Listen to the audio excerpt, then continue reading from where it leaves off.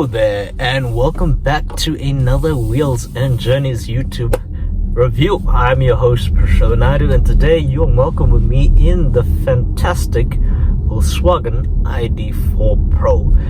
Now I know what you may be thinking, what is this electric car on about?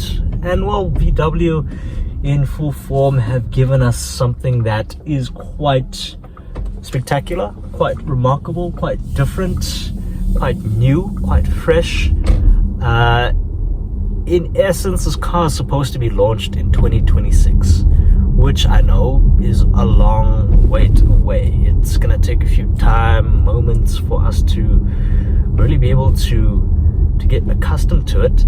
But from my overall thoughts about it, I've come to this idea that, you know, it's one of those things where either you are all for electric or not. And for me, at this point in time, I kind of like electric cars. I've gravitated towards electric cars. I've taken a liking to it. I've driven the Volvos, the Volvo C40, XC40. Those are both hand in hand the same.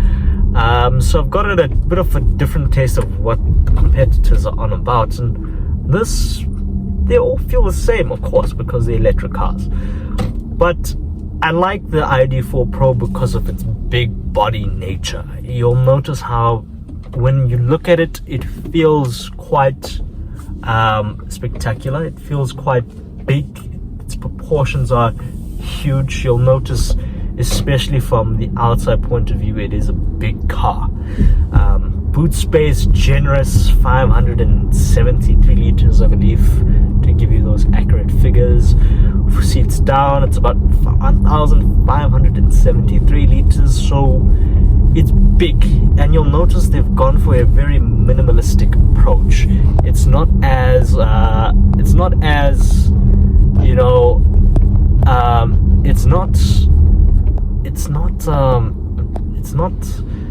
the word for it is, it's not as stuffy. It's very airy. It's in a very airy cabin to be in, and I quite fancy that idea. I quite like it. I quite like it for that exact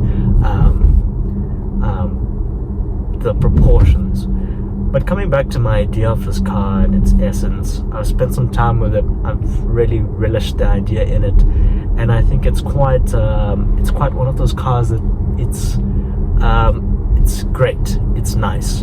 Range gives you about 467 kilometers on a full charge, but I think, you know, you can stretch it a bit more, 487, which is quite impressive. I'll be honest with you. That's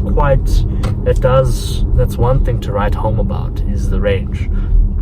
And I'll take it to Mall of Africa, and it will take about 45 minutes when I'm halfway to charge. I think if it was depleted, maybe a good hour and a half. But yes, coming back to actual living with an electric car, I found it to be quite an enjoyable experience because I didn't have range anxiety this time. I managed to enjoy it and put power and put foot and enjoy it in its entirety, but also without having to feel like, if I drive far, am I gonna be able to fill up or top it up? Or so that extra 100 kilometers that you have at your disposal on the dash, 487 or 467, it gives you some sense of peace. The Volvo I drove, the XC40, only gave me about 350. So, you know, you kind of, that extra cushioning is nice. And you'll notice from the design point of view, it blends quite nicely. The IQ driving lights, the nice lovely logos, the badges, it's big, it's proportionate, kind of like a coupe-esque look. And I like it. Blue 19-inch wheels, thick rubber. It's just perfect for these roads, because our roads are not great, and I suspect VW gave it to us in this exact spec because of how, you know, terrible these roads are. And, you know, yeah, and also people don't necessarily drive quite well I'm cruising on a Sunday afternoon whilst I chat to you guys.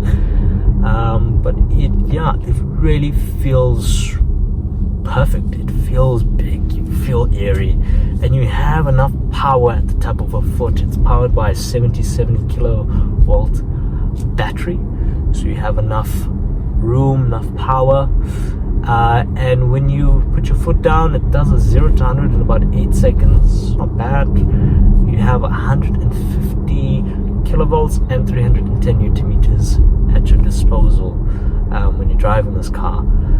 Kilowatts. I've been saying kilovolts for a long time. I don't know, I got used to saying it, but yes, watts. So you have enough power, enough tap of the foot. It feels good. Not as quick as the Volvos. The Volvos are just insane. Honestly, it's just brutal. This is like refreshing. This is like a nice cruiser. You feel, it just moves with some grace. But electric cars, yes, coming back to electric cars and just its entirety, I do miss that engine, and I miss that engagement. I want some pops, I want some bangs, I want some sound. You know, just driving something quiet all the time can make one go a little mad. But I just put my music on. The sound system is fantastic. The interior appointments is solidly built, and the platform, the way it rides, it just feels firm and it's planted, and it's exactly what you want. The infotainment system is nice, it's simple, it's easy to use. You have your touch haptic buttons here. Some like it, some don't. I like it. It's easy to use.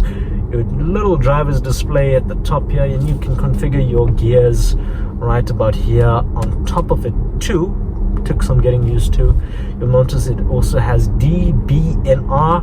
B is also, when you put it into B mode will help you with the regenerative braking. So as soon as I tap off, it starts to brake for me. So that's making it easier to charge the battery, which is a thumbs up.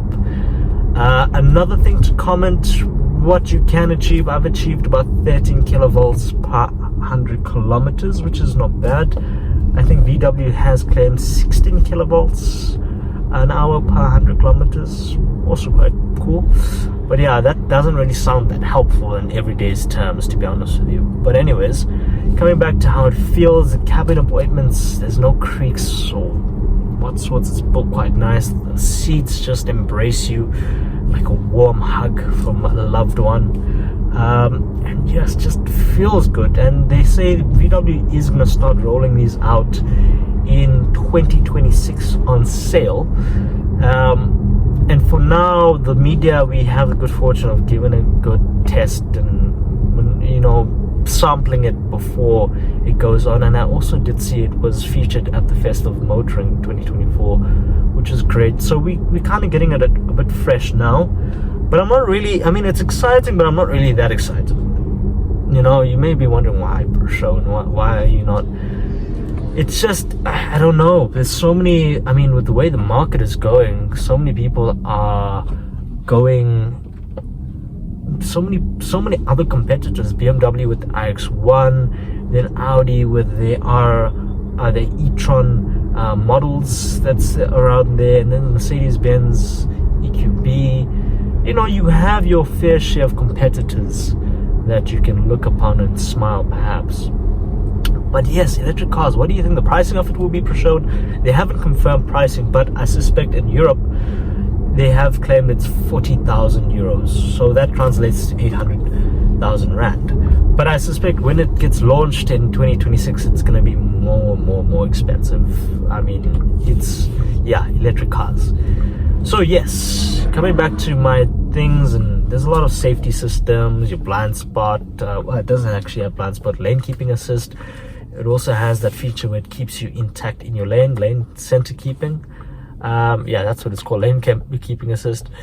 And yeah, autonomous parking, I haven't experimented with that yet. Heated seats, of course, heated steering wheel, but it's quite basic, it's quite bare. And nothing wrong with it. Built solidly, absolutely solid, and it just feels quite stunning.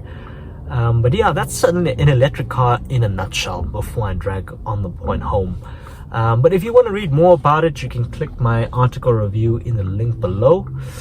It's a must read, and catch me every week on Capricorn FM every Friday at 12:30, where I chat about cars and reviews. You can also find the radio clip down below. See, that was a McLaren that just went past us now, and I'm in an electric car now, and it's so quiet you can actually hear the other cars. Interesting. But anyways, you can read everything down below. Thank you so much for watching yet again to another Wheels and Journeys video. I really do want to do some more exciting things for us in the future. Maybe take this on a drive to Durban. I know I've been harping, but you know guys, the times, the deadlines can get to you, so yes. But anyways, please do like, share and subscribe, and stay tuned for more to come. Much love, peace.